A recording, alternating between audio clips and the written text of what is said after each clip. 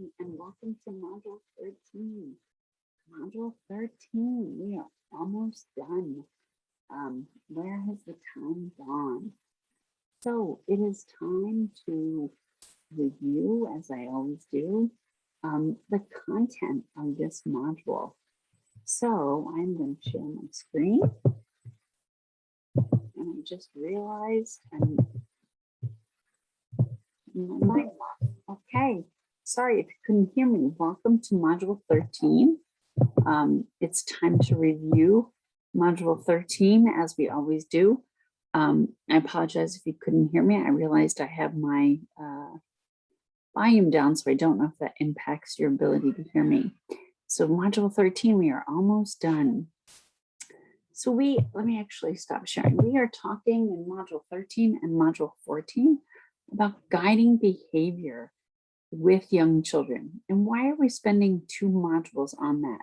We're spending 2 modules on that because guiding behavior is one of the tasks, one of the challenges that teachers struggle the most with. Guiding behavior is one of the reasons that teachers leave the field and cite that reason as the reason they leave is because they struggle with young children's behavior.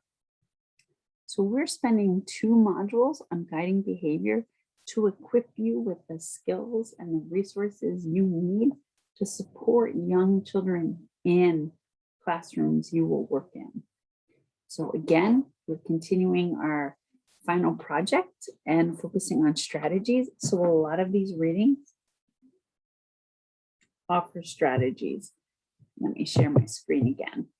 Okay, so the first part of the module talks about some very interesting research, and specifically research on implicit bias, and some research done by a gentleman in Yale, and looks at how teachers view young children and young children's behavior.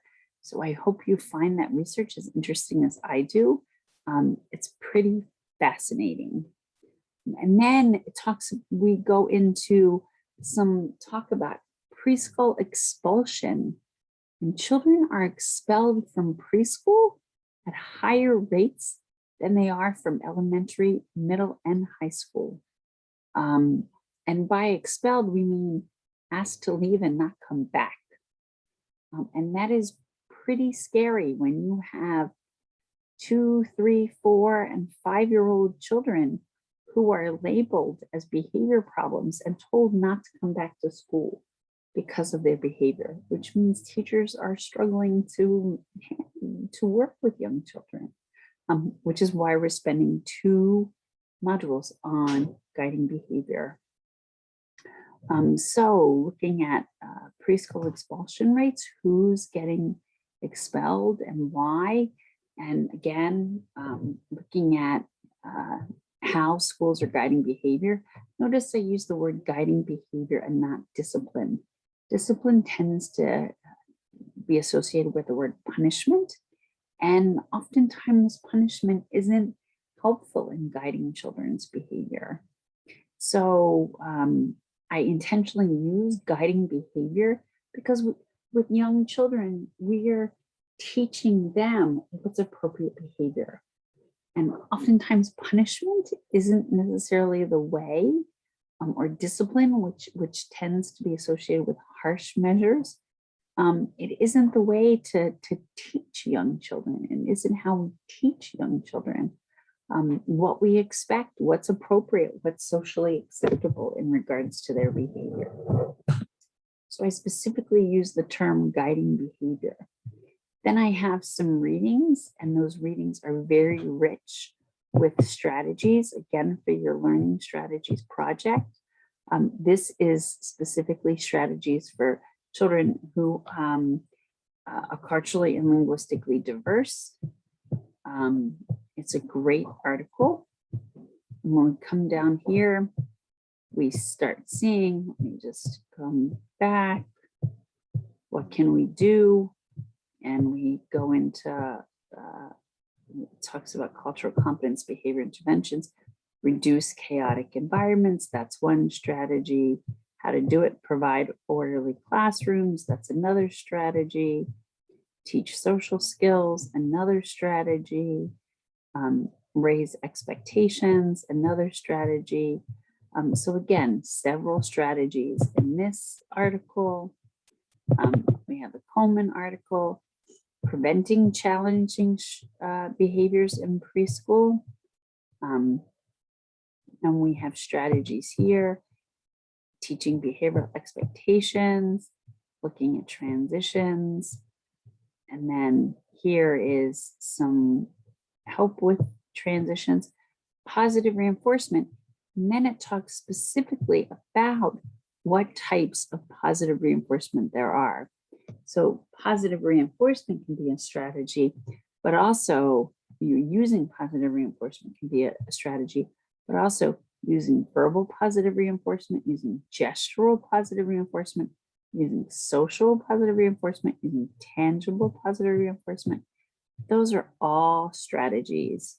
Communication, explaining what that is. Those are strategies. Then there's a video, understanding challenging behavior. And the Gardino and Fullerton is changing behaviors by changing the classroom environment. And it talks about what you can do in regards to the classroom environment to look at behavior in children. This typically talks about children in school age settings, and not so much children in early childhood centers, but more children in kindergarten, first, second, third. However, there is still a lot of really great information in this article in helping us think about the classroom environment. So I strongly suggest you look at this video, this reading. Then we have our 3 videos for fieldwork.